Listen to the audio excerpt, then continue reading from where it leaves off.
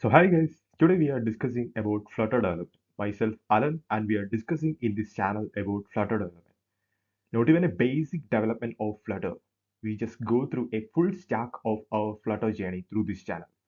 Okay, let's diving off what are the actual things I shared through this channel. Okay, so take a look at this. Moving on to the first and the initial topic first we discuss about through this channel. What is Flutter?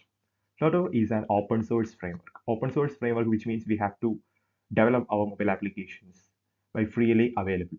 Okay, so that's called open source framework, and it is a single code base. By writing a single code, we have to implement or we have to develop our mobile apps on both Android, iOS, web, and desktop. Okay, by using a single code base. Uses the Dart language. What is actually the Dart language? Dart language is an object-oriented language. Okay, it is OOPS-based language, which we have to build our Flutter apps.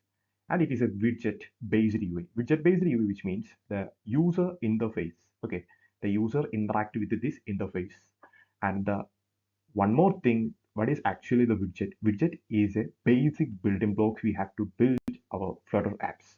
And the hold reload feature instantly see code changes without restarting the app. Second topic, we discuss about fundamentals of Dart. Firstly, we discuss about data type and variables. And the next, second one is list map data types in Dart. Final and const keywords in Dart, if else in Dart, and etc. Okay.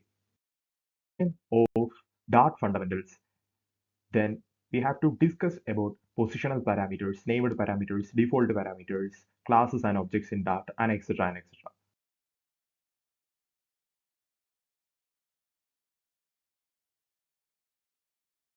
After these concepts we have covered, we just go ahead on Flutter widgets. Okay. In the end of the course, we covered up full concepts of Flutter app by practical learning. Okay guys, see you on next video. Keep coding, take care, and bye.